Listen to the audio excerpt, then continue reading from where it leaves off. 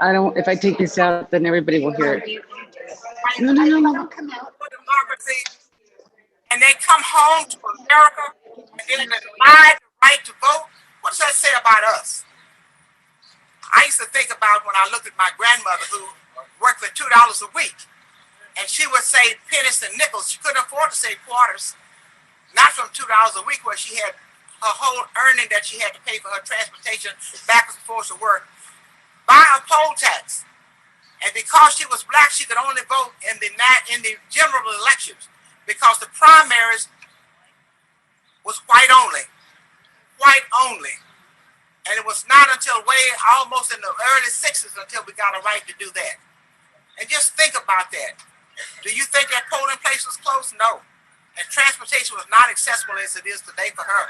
She had to go the long ways to cast her vote. And many times miss a vote because of the distance of where the polling places were. And when I think about how we had to come a long ways and watch signs that says no dogs, no Negroes, no... When dogs was leaks on our people, when they were beaten, when they were bombed, when they were killed, and all of the things that we had to endure. Haven't we done enough? Have we paid the price enough? What is it going to take for us to be able to be Americans in this country? American, and I want to vote without somebody infringing upon my rights and the rights of my constituents. And I stand to fight in today for it. I stand to fight for it. Until I can't fight no more. Because I'm tired of people picking on us for no reason. We are Americans. And we are proud Americans. And we deserve the same rights and respects and the same considerations that everybody has. And I'm going to fight until we get it. I'm not going to be a hostage. If they want to arrest me, bring it on. Bring it on. I couldn't think of any better way to start off our Save Our Democracy rally and tour than starting off with the words of our Democratic Dean, Miss T, affectionately known as Miss T, Rep. Sophronia Thompson. She said, bring it on. Bring it on. And that's exactly what we're going to do. That's what we're going to do as Harris County. That's what we're going to do as a state. That's how we're going to do it as a country. We're going to bring it on. Thank you all so much for joining. I see there's a lot of participants, and I know we're streaming on YouTube and I've posted on Facebook. My name is Otis Evagaro. I am the chair of the Harris County Democratic Party. It is so great to be with you all tonight. And I just want to take a point of personal privilege. I want to applaud all of our state reps that are on this call right now. Without them, our democracy, I have no idea where our democracy would be right now. Our democracy, as you all know, from January 6th to now has been in a very, very fragile state. And so we thought it'd be a great idea to invite our state reps from the Harris County delegation, who, by the way, this bill is targeting. Make no mistakes about it, from the innovation of Interim County Clerk Chris Hollins for what he did and the innovation and creativity he had to make sure that everyone had the ability to vote, be accessible to vote, especially dealing in the middle of a pandemic. What legislators in Austin this session decided to do was to deny our freedom to vote.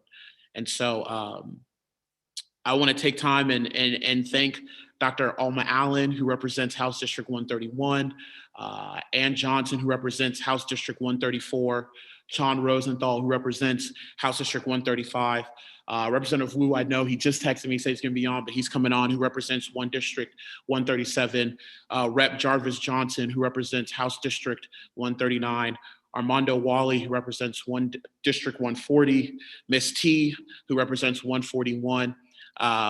I believe, I don't see Rep. Hernandez. I think she's going to be coming on later. Rep. Marianne Perez, who represents House District 144. Also, I think I see, I don't see Rep. Morales, but I see Representative Theory, who represents 146, and Penny Morales-Shaw, who also represents House District 148. And I believe they're all trying to get in right now, as they're telling us that they might be in the waiting room, so they'll be hopping on. But Ms. T, I wanted to start with you. Ms. T. You are a dean. You had some powerful words. You all have been in DC for 14 days now.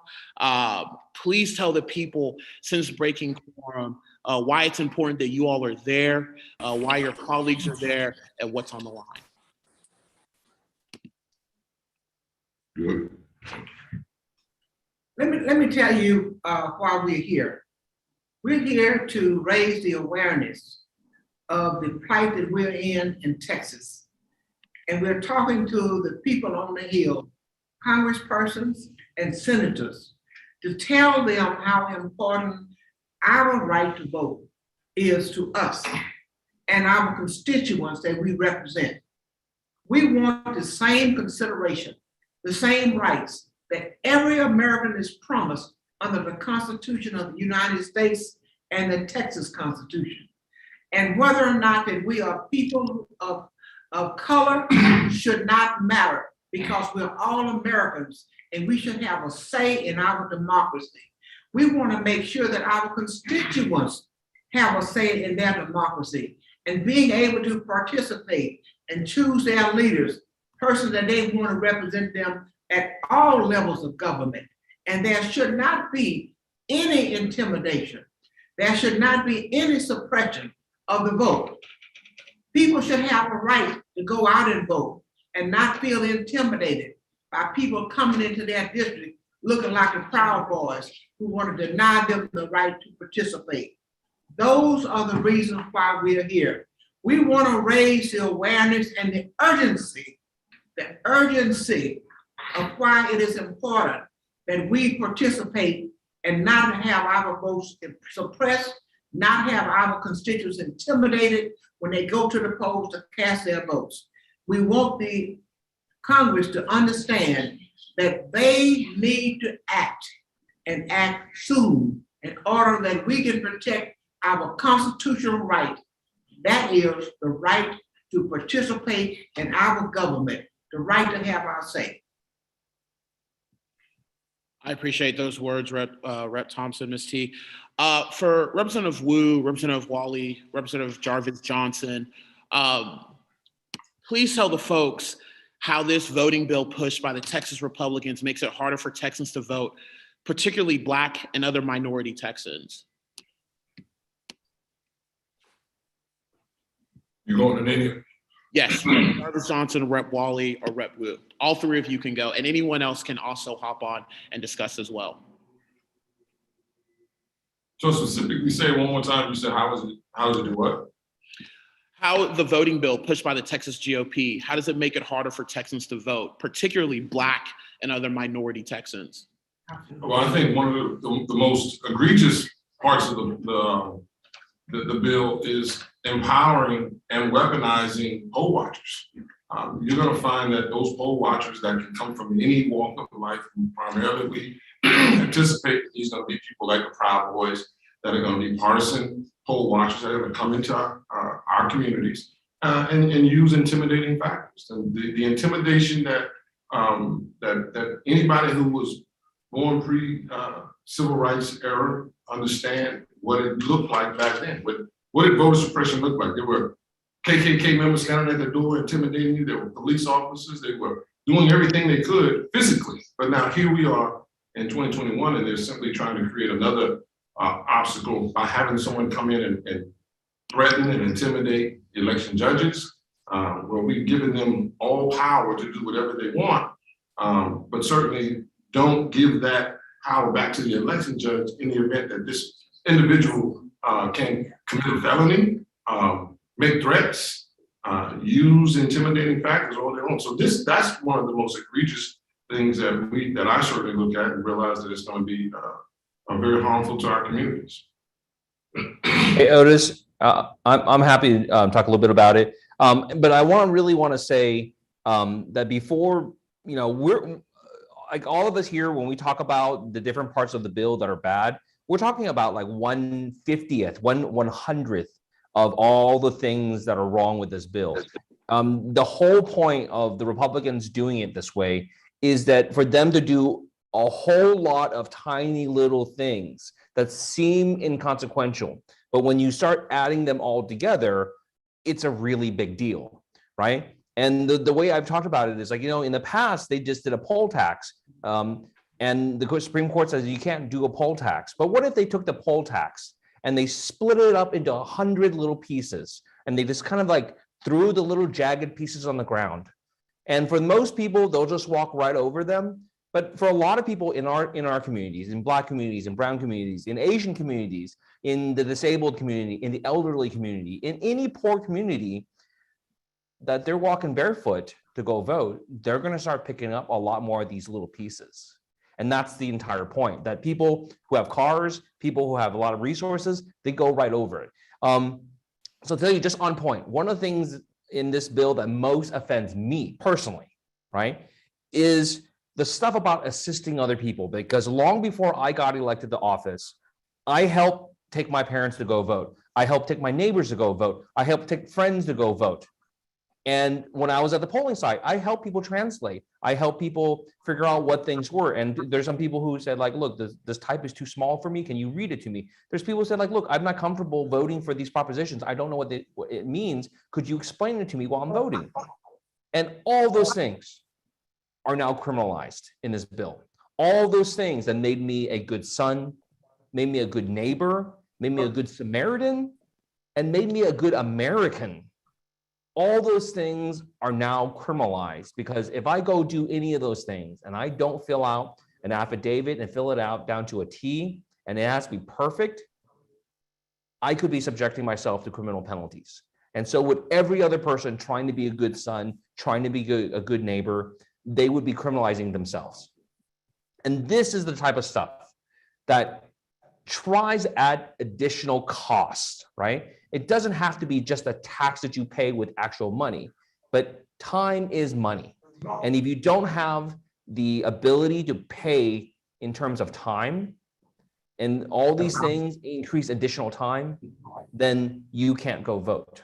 And what's going to happen is, as they've done in the past, they've closed voting locations down in Black and brown neighborhoods, so that the polling, when if you go into nice areas, their voting lines are not 3 and 4 hours long or 5 or 6 hours long. Those only really happen in certain places. And I think you can guess where they happen. And the whole goal is to not make them 4 and 5 hours long, but the goal is to make them 7 and 8 and 9 and 10 hours long. So it discourages even more people from voting.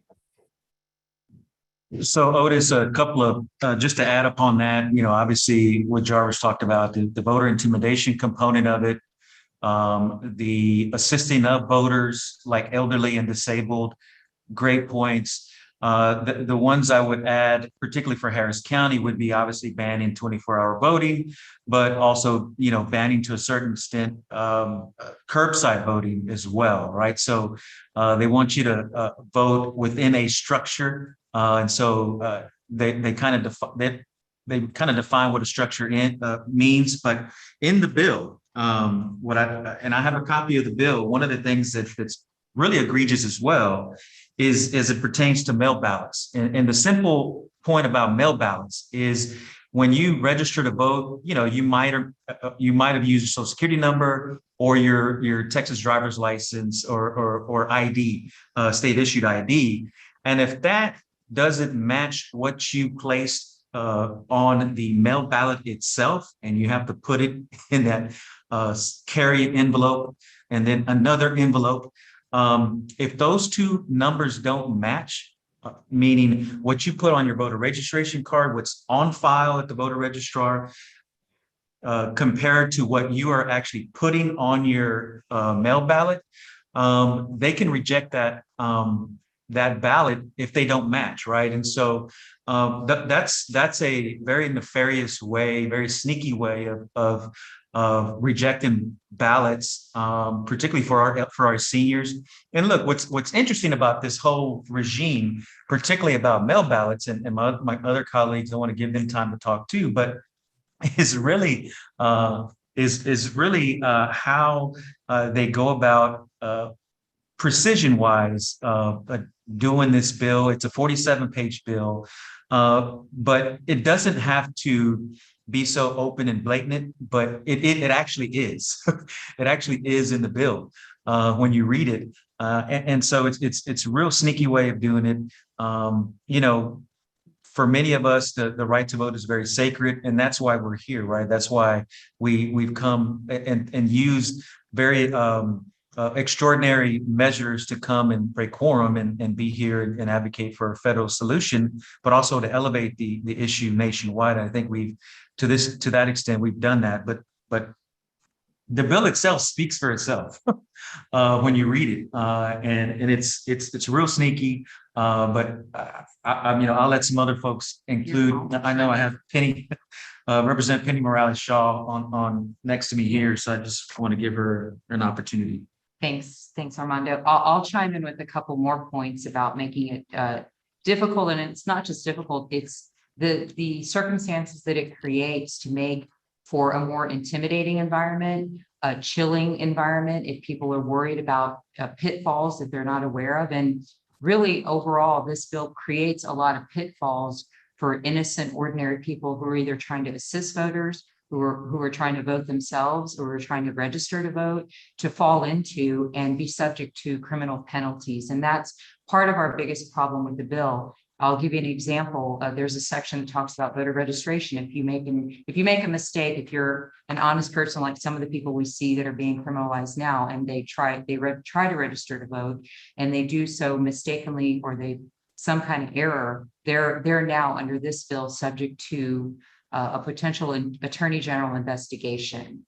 And that's also, there's two components to that, because not only is there that criminalization part, but it's also taking local control. We have DAs, we have county attorneys, and again, we don't have a problem. I think somebody may have mentioned that before.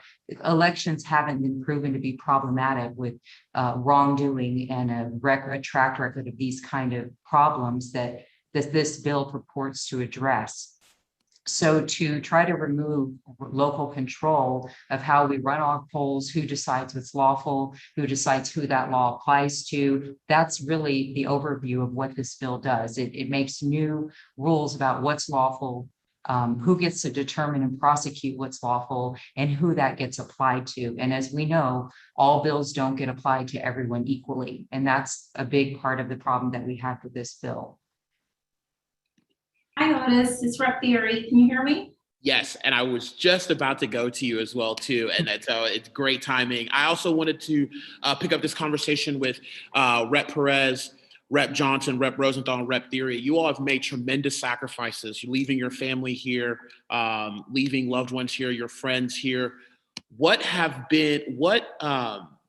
pressures have you all faced to return back to Texas? What has it been like? What is your inboxes like? What is your text messages, your phone calls like? I want the people to get a sense of what it's like right now to be in DC, at least till the latest, until August 7th. Well, Rep Theory, we'll start with you. Sure. I think most people saw the video. I'll start with that. They came physically to my office the day I was in the air flying to DC to come and sent the sergeant to my office to come and retrieve me to come back to the House floor. So that was probably the first pressure point. But fortunately, I was well out of Texas territory and was not at threat of being remanded and locked in the House chamber. So I think that video went viral. But I will say there is strong resolve within our caucus. So no matter what you're reading on Twitter, what you're seeing, we are committed to being here. We know that we have to fight for the right to vote. Ms. T has laid it out very well. Eloquently, you've heard it from Rep Johnson, Rep Allen, all of our colleagues have said it over and over and over. One of the things I did want to point out too, because it's important, because I hear people saying, well, are y'all only complaining about voter ID, or why are you complaining about this? We've already passed a bill that requires ID. Keep in mind with the mail ballots for the elderly, now they will have to request that, when before those ballots could just be mailed out to our elderly community. And so most of us represent a significant number of elderly constituents. So that's just, as Rep Wiley said, another way to disenfranchise and chip away. And so people will be expecting those ballots. They will not receive them. If you're 85 years old and you've worked your entire life, now keep in mind, many of these constituents were not eligible to vote in the first place until after 1965. Now they can vote, and now they're going to have to go not even knowing where to get the mail ballot, expecting it to come to them. Many of them, as we talked about, are not mobile.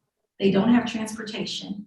They're not online where they would go on and request something. So that is a huge way to disenfranchise Black and brown communities. So I'll just end and say it's kind of an open secret now in the Republican Party that this is designed to take away Democrat votes. And it all started with Donald Trump when he lost fair and square, and he lost badly.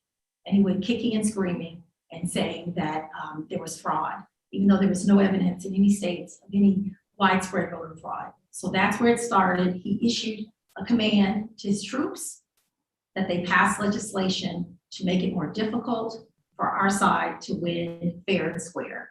And so it is a challenge. We are under extreme pressure, but support from people like you every day and our groups, it encourages us. We thank you. We appreciate the prayers and the support, because it does, I can say, make it a big impact on each and every one of us. And we are here for the long haul. Otis, this is Alma. I wanted to get one point across before we go off, because it's important to me as a retired teacher, as a retired educator. I want to talk about that 13th check, and I want to zoom in on every person out there who's anticipating receiving a 13th check, which is not a 13th check. It's basically a check up to $1,300. Well, $1,300 is just a donation. Many teachers who have given their lives to education, to educate generations after generations after generations, have live in poverty. They have no money to pay bills. That you'd be surprised. Those checks are so small that they cannot live with any kind of dignity. And so I want teachers, don't be caught up with that 13th check. It's not the size of the check you get. It's going to be up to $1,300, and I know because I get one as an educator, as a retired educator. So don't let them trap you in for their vote because they're going to give you a 13th check. What you really need is a raise, a cost of living raise.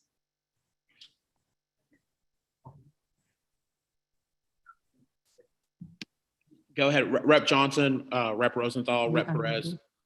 Sure. Thank you so much, Otis. It's an honor to be with all of you tonight.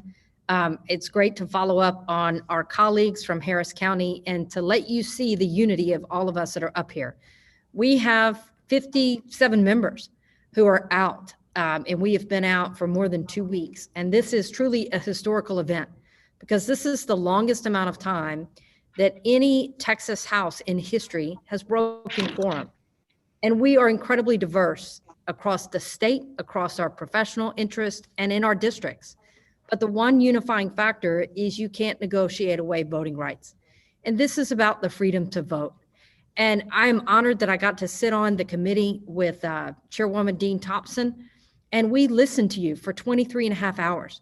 We heard from those in the disabled community that talked about the fact that the signature verification, where they physically cannot provide a similar signature, or those that have suffered a stroke cannot provide a similar signature, not only would your vote not be counted, but you might be considered a criminal.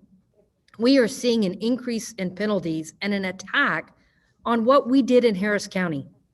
During the pandemic, we recognized that 24-hour voting allowed those single parents, those families who work 2 or 3 jobs, those who are working in our medical center, keeping everybody alive through this moment of COVID, the opportunity to vote. And you voted in droves, and it has scared the bejesus out of them. And so Representative Wu is right. Riddled within this 47-page bill is each piece that ultimately leads to voter intimidation, taking away access from the polls, and will end up in the result that they want, which is to stop you from having access to the ballot box. There is nothing more important than this moment. And I am proud to be part of this group, and we got here because of you. Those of you that came up and testified, those of you that told us your stories, the amendments that we offered because of you that went down within a moment's notice on a party line vote. we recognized that the only way that we could continue to have your voice heard was to literally physically leave the state. Our presence here in DC is the spark to this movement, to protecting our democracy across the nation, but it is really just the spark to ensure that your voice can be lifted. So I'm honored to be here like our colleagues, and we are here because of you, and we appreciate you sticking with us. I'd like to speak if I can.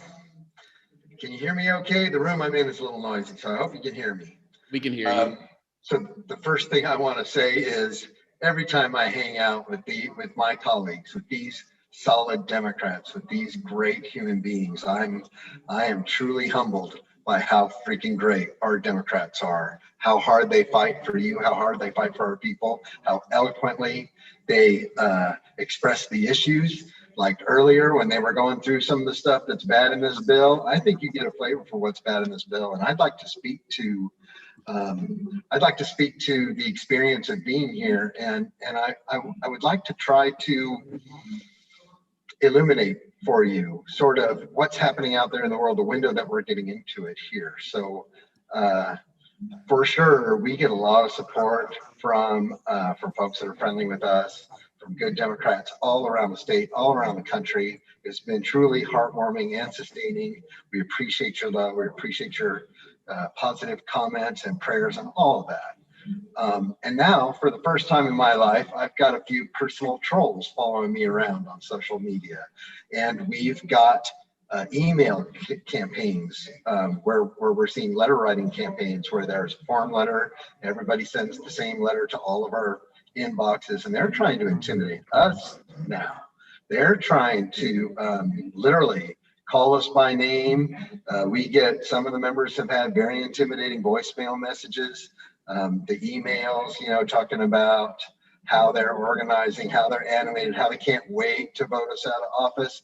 And it needs to be a call to action for all of us. Our energy has to meet and exceed what they're doing. If we're going to keep the gains that we've had in this state, we need to out-organize, we need to out-emotionalize, we need to outdo them on every level. And I am confident that we can, because I've seen the heart that Democrats have.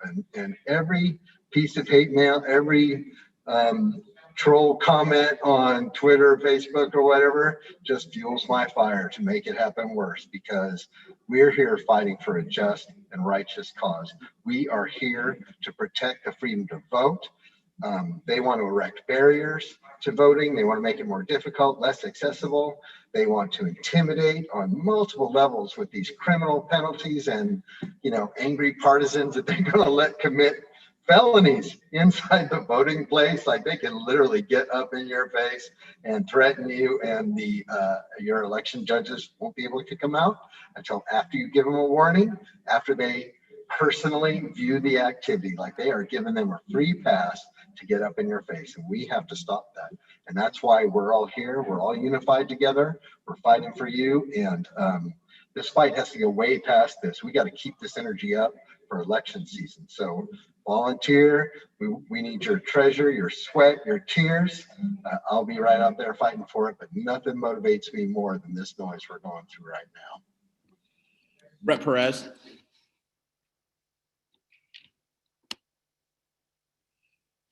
I don't know if Rep. Perez can hear me, but thank you all so much for that. I want to go back to now you're staying in DC. Rep. Shaw, can you talk to us about what actions you all have been taking in Washington to help expand the voting rights for us here in Texas? What does your everyday, day-to-day interaction look like? How's it been visiting with congressmen and women and senators as well, too?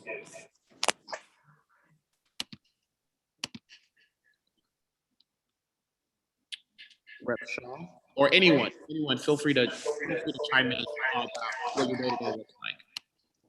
Well, we've had a number of meetings. We've met with, oh wait, let me turn it on. Sorry, I can turn this off. Sorry, I was just trying to check the chat in case people were asking us questions. We've had a number of meetings, from the moment we got here. Our delegation broke up in work groups. Some met with Senator Manchin, Otis. We met with Senator Elizabeth Warren. We met with various senators. We're still trying to have those meetings. They're taking place now via Zoom, and we just laid it all on the line. We laid our heart on the field. Ms. T talked a lot about the meeting that she was in with Senator Manchin, where she felt that we made some progress. We pivoted from the conversation based on advice we got from senior Democrats, not to focus so much on the filibuster, but to focus on solutions within potential legislation, even proposed by him or in the John Lewis Voting Act that he could support. That was some advice of Schumer, Senator Leader Schumer. So we've been going around and around. We have left no stone unturned. As you know, we've even now called, we met with Vice President Kamala Harris, who was very gracious and is a staunch ally, 100% on our side. But I will be blunt. We know there's a need for speed. Time is not on our side. And so that is why we're asking you, everyone, to push, to amplify our voices and make this not just a Texas movement, but a national democratic movement. We need intervention from President Biden. We need every leader from the House and the Senate to understand, as we've been saying, the fierce urgency of now. We have learned that even if something is passed after we successfully defeat the bill during the special session, that there may be a loophole, but it probably will not be retroactive, meaning that legislation, if they come back later, it may not be able to preempt House Bill 3 or Senate Bill 1. So there is a fierce urgency of now, and that is why we have been so relentless, running the flag up the pole to our congressional leaders, pleading and petitioning for intervention. And Rep. Theory, I'm glad that you brought up two important bills that are being stalled right now in Congress, and that's HR 1 for the People Act and HR 4, the John Lewis Voting Rights Act. Anyone can feel free to chime in. Number one, for our audience, for folks who may be new here, can y'all explain what these bills do, essentially, if you can summarize it? And also, why is it really important for these bills to get passed as well on the federal level? Otis, I'm not the expert on HR 1 or HR 4, but HR 1 is essentially, and somebody can correct me if I'm wrong about this, is like a big, giant omnibus bill that has just lots and lots of provisions that would affect all states, would be nationwide, that provide like guaranteed voting enhancements, things like mandating electronic voter registration and things like that. Kind of like, think about it this way, it's the opposite of what the Republicans are trying to do in Texas. It's trying to make voting easier for all Americans, and it's going to be nationwide. But that bill is kind of stalled in the Senate. It's a lot for people to swallow, and I think that's where Manchin and Sinema even are kind of stalled out on that. HR 4, John Lewis Act, is something maybe trying to take a smaller bite at the apple. Essentially, the most important thing about the John Lewis Act is that it would put all states under what we call pre-clearance. And that is that if you pass, pre-clearance essentially means that if you pass some type of voting restriction or change in the way you vote, and it potentially could affect communities, doesn't matter which community, but make it harder for certain communities to vote, the DOJ gets to check you, and the DOJ might take you to court to stop you from implementing it. I think, and right now when we're out here in DC, some of it is we're talking about, look, if we can't get HR 1, if we can walk away with HR 4, that might save us. The John Lewis Act, putting pre-clearance back into the books, might save us. That it may not stop Greg Abbott from flattening us in his big old truck, but at least if we can have pre-clearance back in the future, that might be enough to scrape us off the ground. So that's what it is. And one of the things I think everyone's gonna wants you to know, that wants everyone here, is we're here for a lot more than Texas.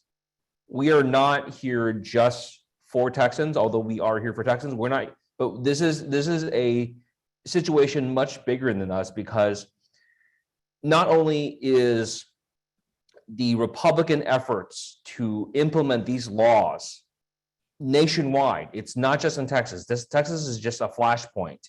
That they've already done it in Alabama, Georgia, Florida. They've already passed these same laws in places across the nation. Every single red state in this nation is trying to disenfranchise their voters and just trying to disenfranchise them in the same way. And what we're doing here is not only drawing attention to this, but more important than even killing the bill in Texas, that we're trying to get national legislation passed that will protect all Americans. So that part of what keeps us going, part of what drives and motivates us on a day-to-day basis is knowing that our fight here is more than just our district and more than just our state. That this is a fight for the future of America. This is a fight for what democracy looks like for a nation that calls itself the beacon on the hill. Like what we do in terms of democracy, in terms of the way people would vote, has ramifications not just in this nation, but it has ramifications across the world. It will make waves and ripples across the world because other nations will see what we've done or see what we've not done and take that as a guidepost. Anyone else? Ms. T, Dr. Allen, John Lewis obviously told us, make noise, make good trouble, make necessary trouble, how important it is to pass this bill and the For the People Act as well too. So Otis, as you can see, we're all close to each other. And when we have technical difficulties, we can get together because of our quorum break. And Representative Wu is absolutely right that what everybody wants is the For the People Act, which goes to what we would all probably want, which is to get dark money out of campaigns, to end partisan gerrymandering. And so it has all of the protections, and if you would, all of our wish list, but it does not have 60 votes in the Senate. And so you have to get around this issue of the filibuster. And that's where Ms. T's presence with Senator Joe Manchin, as you know, Senator Manchin and Senator Sinema have been a holdup on this legislation about whether or not they would require or do a carve out around the filibuster to pass that one.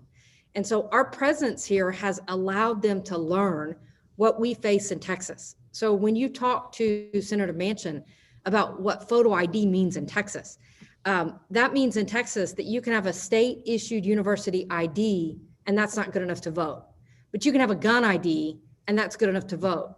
And people around here shake their head and say, wow, I didn't really recognize that that was what was happening. So our presence here is really pushing them to recognize why Texas is the largest voter suppression in the state, because it's so many things that have happened time after time. But our presence here also reminds them we are facing arrest when we get home and we are running out of time. And we absolutely need the John Lewis Voting Rights Act because it re-implements, just as Representative Wu said, pre-clearance, which allows the courts to step in and say it may not be everything we want on getting rid of gerrymandering, but allows the courts to review those lines to see if they have taken the pen to disenfranchise certain individuals.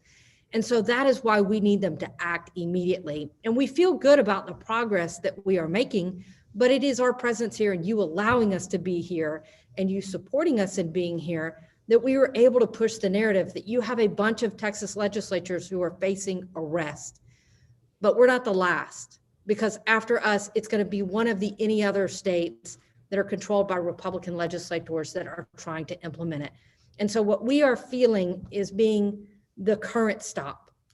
But this is why it's so important that Congress act swiftly, because if they don't act before we are hauled back and put in chains, as Senator Cruz said, then we're too late. Or not, we're too late, they're too late. And so the more that you can put the pressure on them to say, get it going, we need this now. We really are completely dependent upon action in DC. Wait, let me add on to that. And Otis, we froze up before, so I wanted to come back and answer your question about some of the things that we're doing here. And I know some of the other representatives chimed in on that when we were trying to log back in.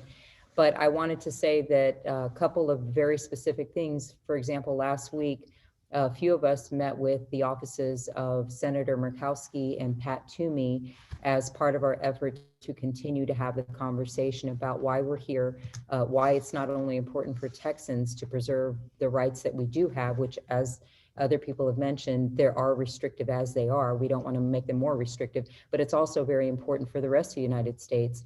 And they were very mindful of the reason we're here. They understood. We had long conversations with both of their offices, and we know that it's making a difference because they know we're here, and they know we're going to keep requesting these meetings, and we're going to keep touching base to find out what's on their agenda, what are they considering, what are the obstacles. We currently have meetings waiting with Senator Collins, Senator Cassidy, Senator Romney, and of course we've had the meetings that were just mentioned before with Manchin and Sinema before. So those are the kind of things that we're here working on, but we're not only working on what we can move as far as, or influence or put pressure on as far as federal legislation, we're also thinking about the legislation that's pending back home and what we can do to be working on that here remotely. And we get in work groups and we work on what amendments we could have, because as the listeners know, the voting rights bill isn't the only harmful legislation that's pending back home. We have critical race theory coming up again. The bill was already passed. Now we understand that they want to make it even more stricter, taking out history about women and what we fought for and the rights that we have today. It's already been passed, but the governor brought it up again. And then there's a transgender bill, and what's another one that's in there? The bail reform that really is designed. It's not bail reform. It's a mass detention bill. It has nothing to do with bail reform. Yeah, and can speak more directly to that. So that's some of the work that we're doing while we're here. And I think, in fact, being here is making us, we live in our workplace as opposed to if we were back home. So here we're always having to come to mandatory meetings and discussions, and that's what we're here for, and we're happy to do it. I'm glad that you brought that up, Rep. Shaw, about the other bills that are on the table right now. And I think the question is for everyone, but specifically Ms. T, Dr. Allen, and Rep. Jarvis Johnson. When you think of what is going on right now and the increased attacks on our voting rights, on our education system, on our bail system, you name it, we're doing it right here in Texas. And nationwide as well. What does that say about the state of our democracy, not just in this country, but also in the state of Texas? It says a lot about how fragile it is right now. Because without the right to vote, we cannot increase the minimum wage to $15. Without the right to vote, we cannot expand Medicaid. For people to be able to have one visit to the doctor at least one time a year to make sure that they're all right. Without the right to vote, we're not going to be able to do things that help people, families, to put food on their table. Without the right to vote, we're not going to be able to assure that working mothers are going to be able to have daycare and not have to worry about their children while they're at work. Without the right to vote, we're not going to be able to have quality education where we can educate our children and they can be able to go on in life and be able to make a living and make a contribution not only to their families, but to society as well. It's very critical. And I want to just say, I encourage everyone to go and download the bills and read them for yourselves. I don't think we can, in this space of time, get all of the points across about what's all in the bill, what's the bills that are on the table and what's in those bills. So I'm encouraging everyone to educate yourselves, and download those bills and read them for yourselves. That may be to some difficult to read, but read them one line at a time. Unfortunately, the bill is very difficult for the Republicans to read because obviously they don't know what's in their own bill. They've said, oh, well, that was a typo. Oh, that was, we didn't know that the bill went that far until they made excuses when they got caught trying to pass this hateful legislation. But at the end of the day, truly, Democrats are the true patriots, if you can use that word. We're the true patriots because we want more freedom, while the Republicans have tried to take away freedom. They've lied so much about what freedom looks like. Freedom is only free, but it's not for me. It is certainly what the Republicans are trying to push because they don't want to see this sleeping giant rise up, because there are people fleeing the Republican Party every single day because of the hateful legislation, because of the lies, because of the deceit.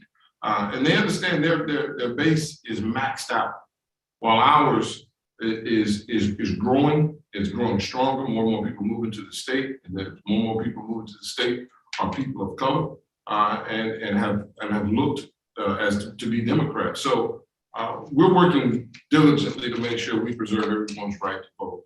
Because I will tell you, as we all know, the foundation of America is to make sure that you have the freedoms to pick and choose your leadership.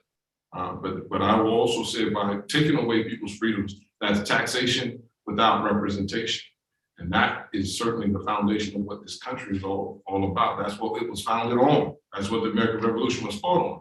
And we will fight for that right, and we will fight for those freedoms for everyone in the state of Texas, not just the D's, not just people of color, but everyone. That's what Democrats have done, and we're going to continue this fight.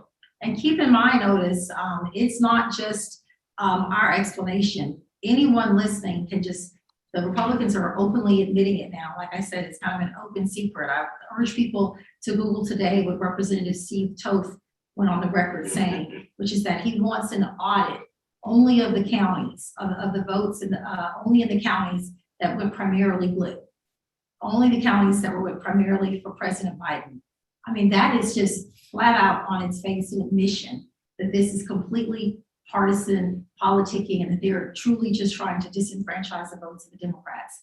I mean, that's a game changer for him just to come right out and say it. So those are the kinds of things that we need our party to respond to. And all of you there listening, know that this isn't just, as we've been talking about, a piece here, a piece there. They are so emboldened now that they're coming flat out and saying, no, we only want to throw out and examine the Democrats, the Democratic votes. So we're, as Ms. C said, this is very fragile. I never thought I would see a time like this. My grandmother was born in 1917, and she didn't pass away until 2007. And she used to tell me, much like Ms. T was telling stories about her parents and ancestors, grandparents, how they didn't have the right to vote. And then she told me when she did finally get the right to vote, how she couldn't stand in line next to white people without being bullied and intimidated. And so I never thought that, generations later, that I would still be here fighting, and now I have an 8-year-old child, that I'm just trying to make sure that when she turns 18, that she has free and fair access to the ballot.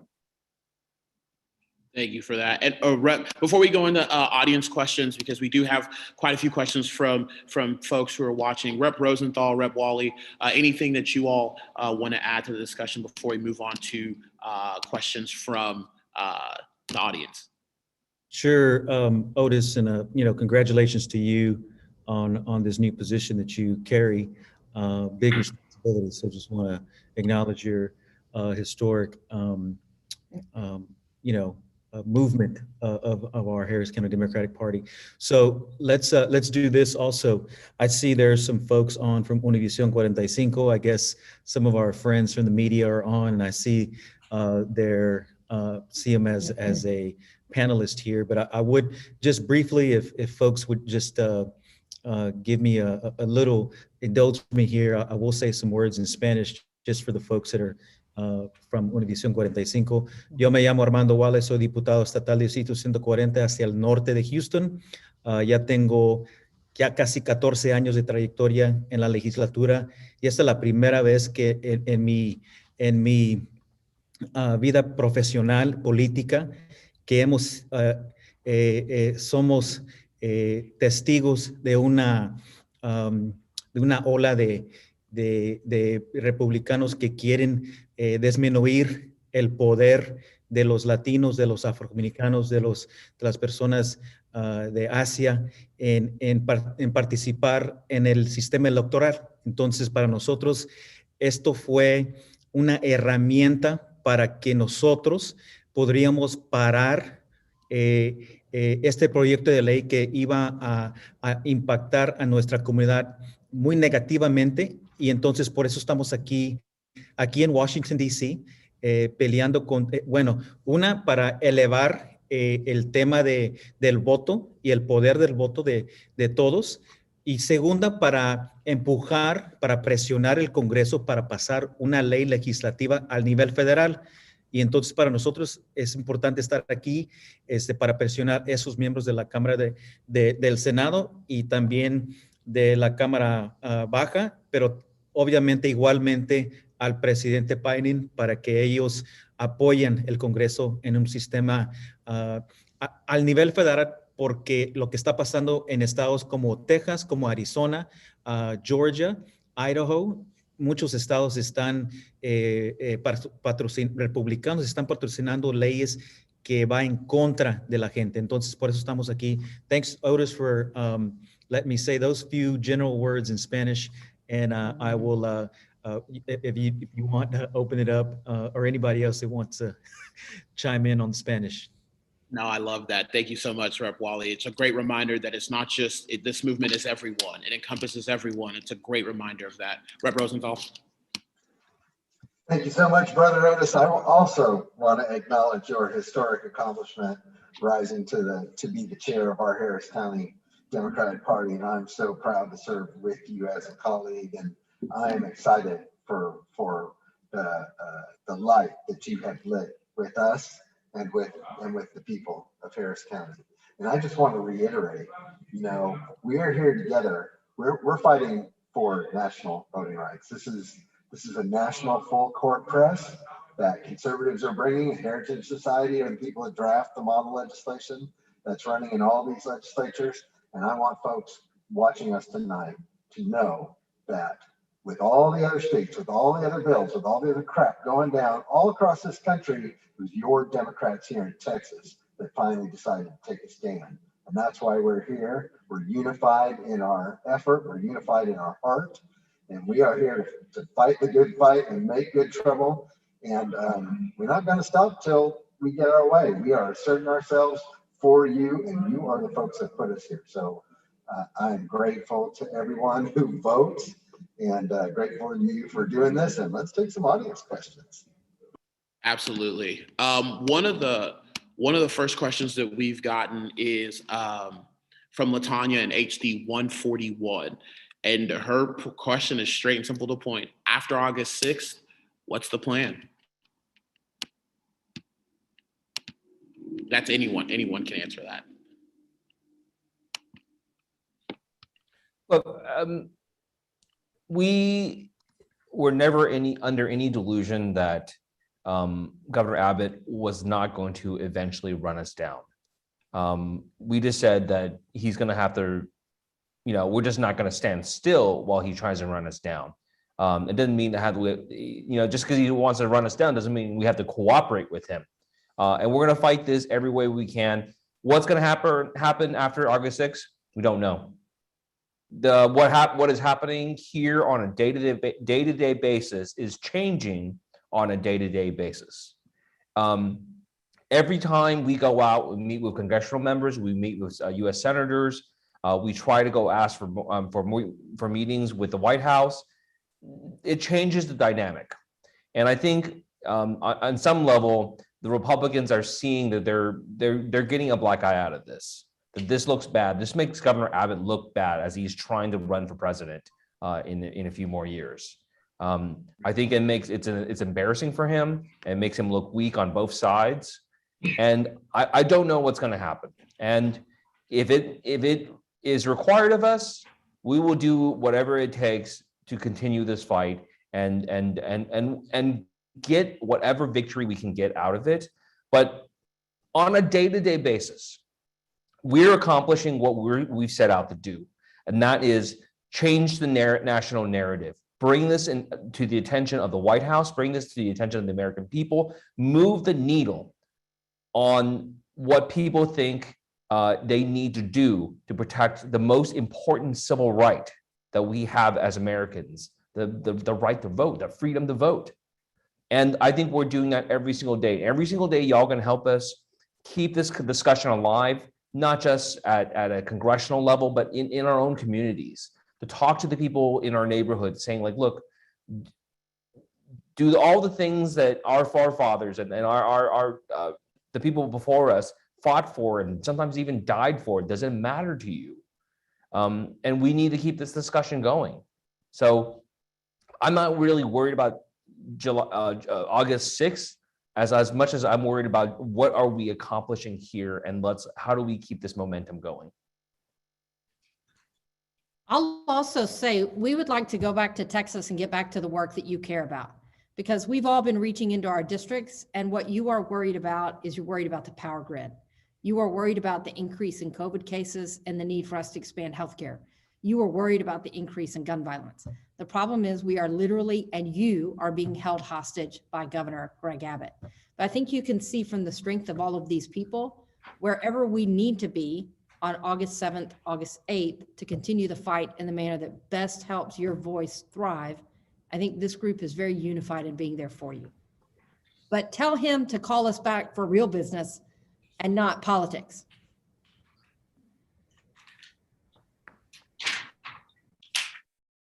Sarah from HD 126, and she's from the part of the Spring area. We have been focused on voter registration, contacting our reps, and shoring up our precincts to turn out the vote in 2022. Has there been any particular activity that has encouraged you in the districts you all represent? We want to do what's working and what helps.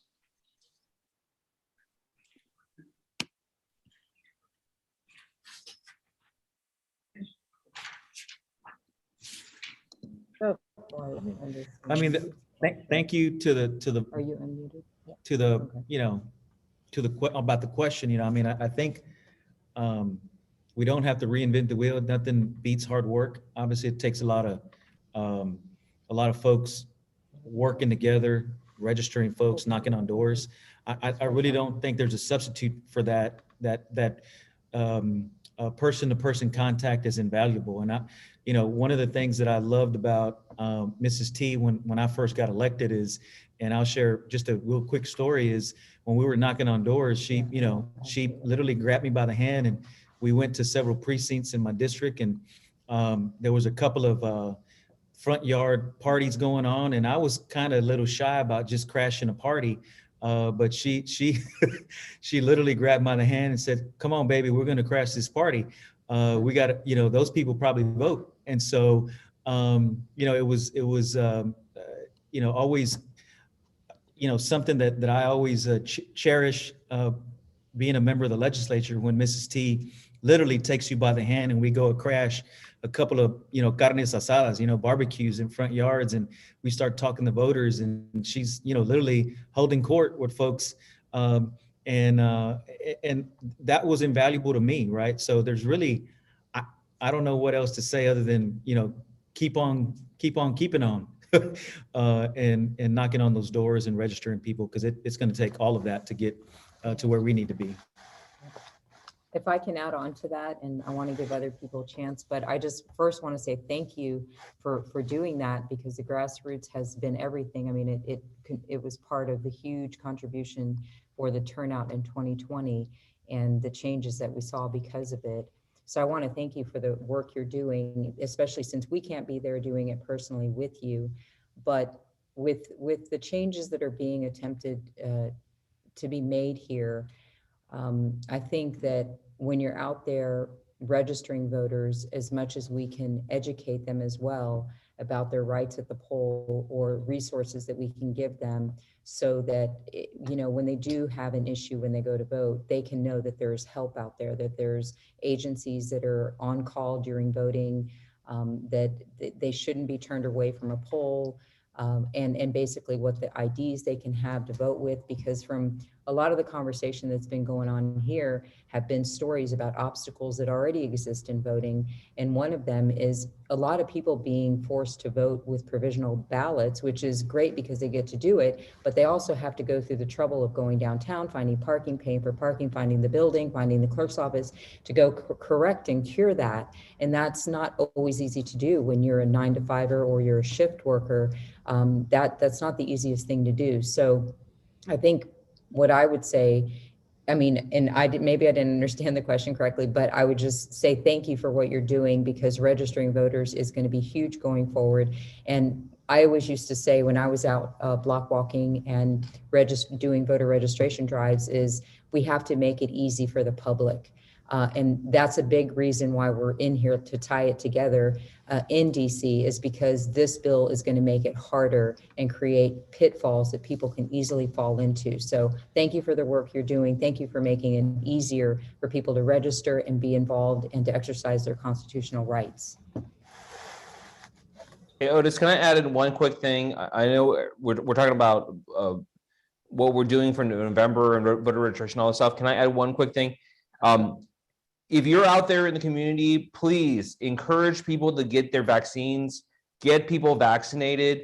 I know that, you know, if you've seen the news lately, the Republicans are starting to really sweat this because this is burning through their communities.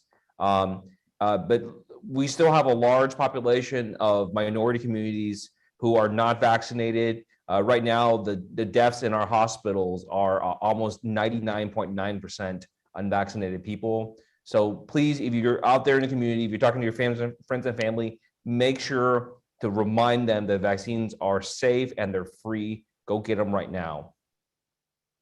Thank you for that. And that's really important. We were going to make a PSA about that too. It's really important to get your vaccines right now, as rates and numbers have tripled in the state of Texas. So it's important to get vaccinated, and until then, mask up, as I see some of our reps are doing. Gail from Rep Theory's district, do you think President Biden will eventually meet with you all?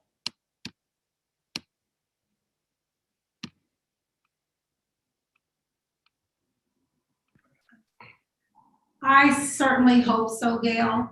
That is, we recognize that he has the ability to really bridge the gap that's missing and to make this issue be on the forefront of the senators' minds and to push it for a vote.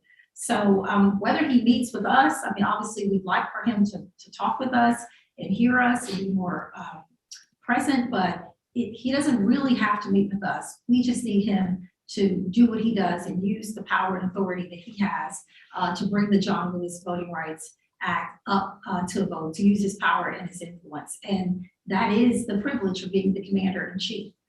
There has been discussion about lawyers are looking at whether he has the power to even issue an executive order to reinstate Article 5 of the Voting Rights Act. He issued a federal executive order some months back, I believe it was in March. But it really just kind of, it was more of to order a study to look into how federal agencies, what they can do to improve voter access in this country. We're well beyond that right now, as you can see. Little by little, they have chipped away. So we're actually talking to lawyers now to see if he would, you know, take that action. We're throwing every Hail Mary out there that we can get, because we know we're coming into the fourth quarter now, and something has to be done. Keep in mind, everyone, that this starts a little bit at a time. Remember, in 2020, Governor Abbott eliminated the number of drop-off ballots in Harris County. It took us from 11 to 1, with a county of 4.3 million people, one drop-off box. So it's all these collective actions together that are putting us in this situation. So it is certainly our plea that the president will understand the fierce urgency of now, and that will use his power and authority to get the John Lewis Voting Rights Act passed. Write him letters, give him a call. You voted for him. Rep Rosenthal, Paula from Houston, she asked, should poll workers worry about working and having charges filed against them in 2022? Well, it's a really good question, and thanks for bringing that. I'm going to say no. So that's one of the reasons that we're fighting this bill, is because it brings penalties for poll workers that commit minor errors.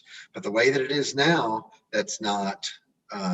It's not a big issue. So we're going to fight to keep that sort of stuff out of these bills. The criminalization has a chilling effect, not only on workers, not only on, voters, but also on poll workers, election judges, just like you're bringing up. But I don't, at this point right now, that that is not being enacted yet. So we need y'all on the front lines, just like you have been. And right now, the laws, those provisions have not been enacted. So I wouldn't worry too much just yet. Thank you for that. And one last question to close it out, and then allow all of our reps to give, 1 or 2 minute closing statements. Judge Jim Kovach asked, what can we do from Houston to best help you all in Washington, D.C. currently? Anyone can answer. We got Jarvis Johnson wants to start off. Well, being a part of the team that is trying to raise money for all of our caucuses, we certainly need financial support to be able to stay here. But we want to be able to keep the rhetoric going and keep the conversation going, because we do understand that how the ebbs and flows of the news media goes. So when the attention dies down and the media is no longer looking at us, I don't want us to be, forgotten. And so it's important that we keep this dialogue going and keep this information out there. Everybody needs to get on their social media pages. Everybody needs to continue to push this out. Everybody needs to continue to talk about this, because we're getting calls from all over the country, and everybody's singing our kudos and saying thank you for this civil rights moment and how we're standing in the gap. But that's for now. We want to make sure that this type of pressure, because we don't want to be waited out. We don't want the Republicans to try to wait us out or think that we're going to lose our momentum and then come with our tails tucked back to the House. That's not going to happen if we have 100% support from all of our constituents that support us and want to make sure that we are successful. So, and that is for Republican and Democrat. Because while I've gotten a whole lot of hate mail from Republicans, I've actually got a few calls from Republicans that have said thank you, because they didn't understand why some of the bills that were being put up were being put up. So I'm encouraged by that. But we need people to keep this at the forefront of their minds. We need people to make sure that this doesn't die down and we're not going to get weighted out as the Republicans will try to do that. So keep us in mind and go to the HDC website or MALC website or the TLDC website and make sure that you donate so that we can continue this fight. Because we got to get these lawyers, got to pay for these lawyers, got to pay for these bills. And I know everybody's going to be, Beto gave money. Everybody needs to continue to give money so we can continue to be successful. And I'd just like to say this, I believe in the power of prayer. I know most people pray at least once a day, but I'm asking you to pray for us 3 times a day and pray that we will be successful and we'll be able to make our message be heard. Thank you. And make yourself a messenger of one, join in. Reverend Dixon has a large following with the NAACP. I know the Democratic Party has a large following, and then you can do so much to help us here to keep the message out there. Make yourself a party of one. Join in the walk that they're going to have from Georgetown to Austin on the 29th. Also, everyone, just keep in mind that education, as they say, is the great equalizer. And this goes back to that original point. Remember, this started when they eliminated straight ticket voting. We had to get out there and educate our communities that you can no longer vote straight Democrat. The churches played a big part of that. The Black church, I'll speak of specifically, had to go out and let their parishioners know that when you get there, don't think you're going to be able to just hit one and go on about your business. So we were able to get that message out, and guess what? They thought we were not going to stand there and go down the line, and we did. And so, as we say in our community, we're not new to this, we true to this. So we will prevail. I mean, it's dark days in front of us, but I am very confident that, as Ms. T said, to pray, and what your enemies mean for bad, God will turn it around for good. And that's what I have to tell myself every day, to keep going, as I miss my child and I miss my family. But I know I'm standing for something that's so important. So if we go out there and we let our people know all these harmful provisions, if by chance that bill does get through, with whether it's less harmful or exactly like it is, I believe our people will be prepared and we will show up just that much more.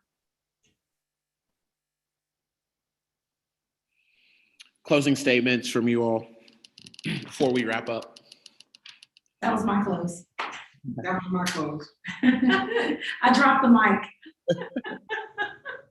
I'll answer and close out with my answer on that one. I would say there are a lot of people who were listening in tonight. Talk to your friends.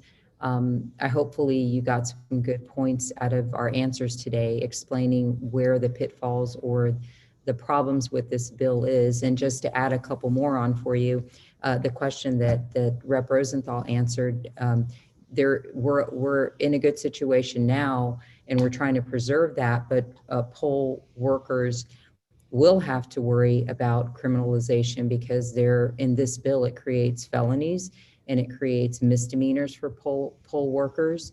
And it can be, they set the standard at knowingly as opposed to intentionally, which is a much higher bar to reach for prosecution. And so there are some pitfalls. One is for giving the form out when you shouldn't have given it out. And that can be a mistake, or I think removing a poll watcher wrongfully or rejecting one wrongfully. And these are all, again, they can be who's going to decide who that law gets applied to.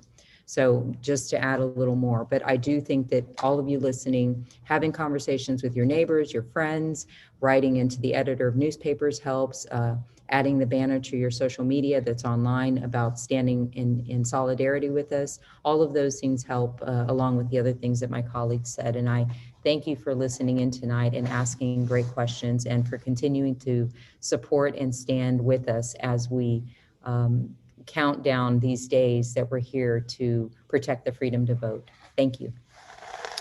I agree with my colleagues. We are here because of you. Thank you. Thank you all. Appreciate the opportunity to be here with you guys, and just know that we got to put the things into perspective. We certainly stand on the shoulders of giants like John Lewis, who and others, and many people of faith that literally died for the opportunity to vote and have access to the franchise, and literally got their heads knocked in. And so I just want to reiterate that those folks were heroes, right? Because they literally put their lives on the line. We are fortunate that we've gotten slightly better in that regard, but some folks want to take us back. They want to turn the clock and put these restrictions on folks. And I want to leave y'all with the quote from Martin Luther King in 1963, the eulogy of the martyred children. And that eulogy for those 4 beautiful women that were murdered and bombed.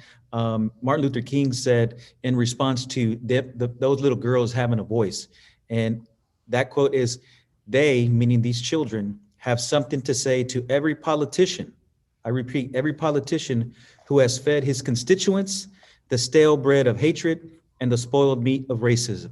We don't want to go back to that, ladies and gentlemen. Thank you for having me on, having us all on. And I'm so proud to be on with fighters in this cause. And I look forward to being in this continued fight for everybody.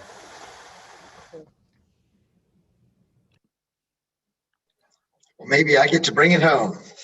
I'm just going to say thank you all so much for having your trust and your faith in us. I must say I appreciate your support. Whether you are combating misinformation online, given to campaigns, I'm going to say this. What we need to do is organize like we never have before. Elie Wiesel said, there is no being neutral in the face of oppression. If you are quiet in the face of oppression, you have sided with the oppressor. So it's time for us to bring our people together, to organize, to enlist volunteers so that we build. Think about it now for the election coming a year and a half from now. We need to go in stages, build our organization, build our ground game like we have never done before. It's how I won against a long-term incumbent. And then when it comes time, baby, we need to get out the vote, and we need our people to show up, because the simple truth is there's just more of us than there are of them, and they can only stand in the face of that for so long. So thank you for your support. Thanks for doing this event tonight. This has been fantastic. Thank you so much, Rep. Rosenthal. Thank you all so much for the Harris County delegation for showing out. Before you all leave, the Harris County Democratic Party has some good news. It's not much, but we are going to donate $5,000 to the Freedom to Vote Fund. what you all are doing, the sacrifices you all are making. It is vital to saving our democracy. And I'm going to leave everyone with this. John Lewis told us to make noise, make good trouble, make necessary trouble. And our Harris County delegation has taken those words. They're not just talking it, they're living it and they're walking it. So please be encouraged. Visit harrisdemocrats.org, sign up to block walk, sign up to phone call, sign up to text, sign up to donate. Anything you can do to get in this fight to the road of 2022, where we can kick out the Republicans in the governor's mansion, lieutenant governor's seat, and get a majority in the state house finally and the state senate. Much, much appreciated. With that said, my name is Otis Avagaro. I am the chair of the Harris County Democratic Party. Good luck, Godspeed to you all in DC, and we'll all see you later. Bye.